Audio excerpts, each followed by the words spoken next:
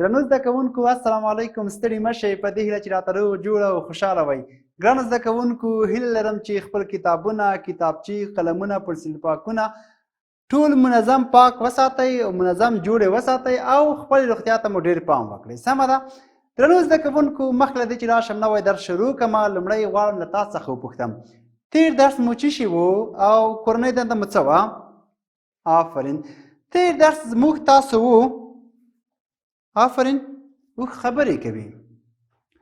اوښ خبرې کوي درس مو ولوستو. د اوښ په جوړښت باندې مو خبرې وکړې، د هغو په کوم هنرونه یا کوم کمالونه چې په اوښ کې وو هغو باندې پوه شولو. وروسته له هغې څخه راځو بیا بلې برخې ته چې هغه د کتاب فعالیتونه وو او هغه لغتونه چې ما تاسو درکړي وو په هغو به خبرې کوو. سمه ده؟ ښه، تاسو ته ما فعالیتونه کارولي وو، تاسو به هغه په خپلو کتابچو کې منظم کارولي وي. وروسته هغونه ما تاسو ته دلته لغتونه درکړي وو، هغه لغتونه به تاسو ته مې کورنۍ دنده درکړې چې هر لغته به دوې داسې جملې جوړوئ چې ما تاسو ته په تخته باندې لیکلي ویل د هغه نه وي نورې وي له هغې څخه. سیده کړي مو دي؟ آفرین، ډېر ښه. ګرانو زده کوونکو مخکې له دې چې راشم نوی درس شروع کړم، زموږ تاسو نوی درس بهري ژوي دی لسان لوست دی.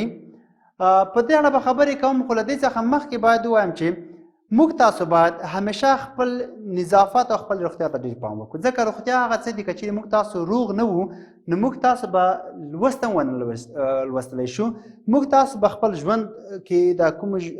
کورنی ژوند چې دی یا مثال هغه ټولنیز ژوند کې کوم ضروریات چې مثال کار کول دي یا د درس لوستل دي یا سپور کول دي هیڅ شی به ونه شو کړلی. موږ تاسو باید خپل نوکانو ته ډېر پام وکړو، خپل روغتیا ته باید پام وکړو، لاس په ناپاکیو کې ونه وي او که وي بیا زر زر یې ومینځو. سمه ده؟ ښه، دا عمومي خبر وه. اوس راځم تاسو نوي درس ته بهري ژوي.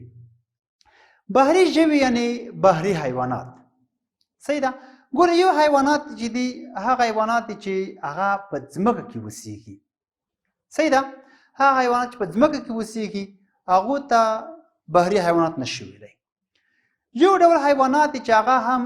په اوبو کې اوسېږي او هم په وچه کې اوسېږي. صحیح ده؟ بل ډول حیوانات چې دي هغه حیوانات دي چې هغه په اوبو کې اوسېږي، په وچه کې د هغو ژوند ناممکن دی، یعنې په وچه کې ژوند نشي کولی. اوس مخکې له دې چې راشم تاسو ته زه ووایم، لومړی به تاسو راته ووایئ هغه حیوانات چې په وچه کې اوسېږي څه دي؟ آفرین. څه چې موږ تاسو په وچه کې ګورو، په ځمکې په سر یې ګورو، په هوا کې یې ګورو، دا ټول د وچه حیوانات یا په وچه کې اوسېږي. مثال که موږ تاسو یو دغه څه چې مثال موږ تاسو په ژوند کې مثال ګورو ورته راوست په ټولنه کې، مثال یو انسان دی، یو انسان دی که نه چې د لامبو نه وي زده، دا یې په اوبو کې واچوي یا یې هم لامبو زده وي، دا یې بې له اکسیجن نه په شپو شپو په اوبو کې اوسېدلی شي یا په میاشتو میاشتو په اوبو کې اوسېدلی شي؟ نشي اوسېدلی که نه. یو ډول مثال که مثال موږ تاسو ووایو چې بل مثال درکړم، هغه حیوانات چې مثال موږ تاسو اهلي حیوانات هم ورته ویلی شو. مثال یوه پیشو ده، که چیرې موږ تاسو یوه پیشو اوبو ته واچوو، دریاب ته یې واچوو، سیند ته یې واچوو، دا به ژوند وکړلی شي؟ آفر نشي کولی.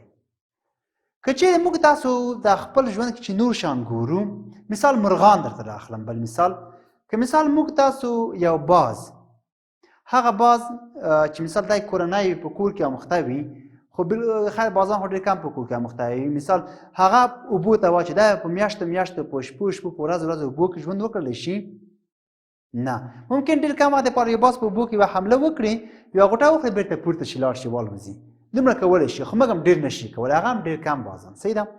مثال که یوه کوتره یا یو زرک راواخلو اوبو ته یې واچوو، دا په میاشتو میاشتو په اوبو کې یا 2-3 ورځې یا یوه ورځ په اوبو کې ژوند وکړلی شي یا به 2-3 ساعته یا 1 ساعت په اوبو کې ژوند وکړلی شي؟ نشي کولی که نه. بل هغه حیوانات چې هغه په اوبو کې اوسېږي، صحیح ده؟ په اوبو کې چې اوسېږي هغه چې راواخلو موږ تاسو مځکې ته واچوو، ځمکې ته واچوو په وچه کې، هغه به ژوند وکړلی شي؟ نشي کولی که نه. صحیح ده؟ نشي کولی. مثال که موږ تاسو یو مایع راواخلو، مایع ته پښتو کې څه وایي؟ آفرین، کب ورته وایي. ښه، مای او پښتو کې کب ورته وایي. که چېرې موږ تاسو یو مایا یا یو کب راواخلو مثال د اوبو نه راوباسو په ځمکه کې واچوو دی به په ځمکه کې ژوند وکړلی شي ژوند ته به دوام ورکړلی شي نه آفرین که مثال موږ تاسو یو حیوان مثال ویل چې ورته وایي که دغه راواخلو په اوبو کې په وچه کې واچو د اوبو حیوان دی دی به ژوند وکړلی شي نشي کولی نشي کولی ځکه دا چې دی دا ویل د اوبو حیوان دی یو ډول داسې حیوانات دي چې هغوی هم په وچه کې ژوند کولی شي او هم په اوبو کې ژوند کولی شي که نه مثال هغه چې که په وچه کې هم ژوند کولی شي که په اوبو کې مثال لکه څوک راته ویلی شئ آفرین چنګښه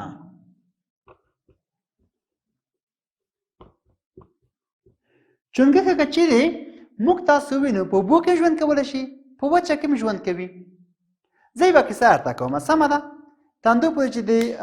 اوبو حیوانات او د وچه حیوانات سره معلوم کوم مثال یو موږک و موږک خو پېژنئ آفرین یو موږک و یوه چنګښه ملګري وو صحیح ده دوی دوه ډېره کلکه ملګري درلوده خو چنګښه چې وه لږ شانته شوخه وه موږک یې تنګولو پازابولو یې سمه ده خو د دې ځینې نیمګړتیاو خپل ځان نیمګړتیاو ته هم فکر نه و دې راتلونکي سره یعنې بې پروایي کوله سمه ده کله کله یوه ورځ موږک او چنګښه دواړه لوبې کوي کله چې لوبې کولې ځمکې په سر باندې لوبې کوي نو موږک د فکر نه دی فکر یې بلې خواته دی نو چنګښه ورغله د موږک لکۍ په خپله پښه پورې وتړله د موږک لکۍ راواخیسته په خپله پښه پورې کلکه وتړله نو دلته د دوی چې لوبې کول د ځمکه باندې د اوبو غاړه وه اوخواته اوبه هم وې صحیح ده نو چنګښې واره د واره ټوپ کړل اوبو ته موږک خو په اوبو کې ژوند نشي کولی خو د اوبو حیوان نه دی که نه نو چې کله ټوپ کړل چې چنګښې ټوپ کړل نو موږک هم سره ورولوېدو صحیح ده کله چې ورولوېدلو نو موږک ورخطا شو چې دا به څنګه کوي او چنګښې خپلې لامبو وویله خپل لامبو یې ویله خوشحاله وه موږک لکۍ په خپله پښه پورې تړلی وه دا لامبي او موږک ورخطا چیغې ویي ښه نو په دې وخت کې چې دی ګوره دا د چنګښې خپله بې پروایي ده باز ګرځي صحیح ده باز چې کله موږک او چنګښه ولیدل چې دواړه اوبو ته ولوېده دواړه یو پورې سریښ دي نو باز د هغو د حمله وکړه موږک په خپلو پنجو کې ونیو صحیح ده موږک په خپلو پنجو کې ونیو باز او له اوبو نه راپورته کړو چې کله یې پورته هوا ته پورته کړو نو چنګښه هم ورسره جوخته پورته شوله ولې ځکه چې چنګښې خو خپله پښه د موږک په لکۍ پورې تړلې وه که نه صحیح ده نو د موږک پښه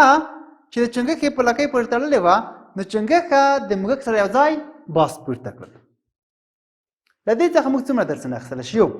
موږ تاسو باید چې کله چا سره ملګري کوو هغه حقیقي ملګري وکړو که چیرې بیا هم څومره حقیقي ملګري کوو نو بې پروایي باید ونه کړو که چا سره شوخي کوو نو باید موږ تاسو بې پروا نه اوسېږو ګوره که چنګښه بې پروا نه وه نو دی به دی او موږک به دواړه د باز ښکار نه کېدل یو بل مهمه خبر چې موږ تاسو په درس پورې ډېره اړه لري هغه دا ده چې موږ تاسو مثال په دې پوهېږو چې ګورئ موږک د وچې حیوان و په اوبو کې ژوند نه شوی کولی ورخطا که نه چیغې به یې ویلې او چنګښه چې وه هم د اوبو حیوان و هم د وچې په وچه کې هم ژوند کولی شوی د موږک سره ښه ساتیري کوله خو کله چې اوبو ته ټوپ کړل په اوبو کې ښه خوشحاله وه ښې لامبو یې ویلې غوټې یې خوړلې موږک چې چیغې ویلې د هغو د چیغو د ویل نه دې نور هم خوند اخیست نور لذت هم اخیسته خو بې پروایي دا وه چې هلته باز پر حمله وکړه نو موږ تاسو دا به نه پوهېږو چې یو باز کولی شي په اوبو کې غوټه وخوري ښکار وکړي بېرته پورته شي پوه شوئ ګورئ څه ګوره چنګښ هم د اوبو هم د وچې موږک د وچې باز هم د هوا ځمکې او هم د اوبو د ډېر کم وخت لپاره صحیح ده په دې باندې موږ تاسو پوه شو ښه دا مو چې زده کړل اوس تاسو به وایئ چې چنګښه څه شي ته وایي که نه چنګښه دلته ما درته ویلي دي چنګښه حیوان ده چې په اوبو کې ژوند وکړي په وچه کې دغه عکس دی دا چنګښه ده ګورئ چنګښه وینئ دا چنګښه ده دا هم په وچه کې ژوند کولی شي او هم په اوبو کې صحیح ده لکه مثال مې مخکې درکړو دغه یې بل ډول د چنګښې دی دا یې هم د چنګښې یو بل رقم دی په چنګښه ده صحیح ده پوه شئ په تاسو ګورئ آفرین دا مثال چې ما مخکې تاسو ته مثال درکړو ویل هغه حیوان چې په اوبو کې اوسېږي او د خپلې لکۍ د څوکې په ښورولو سره دا په اوبو کې ځي کله ناکله دا خپل هغه د وزن رقم ته چې دي هغه یا وزنونه هم ورته ویل شي کتاب کې ممکن وزنونه ورته راغلي وي هغه ښوروي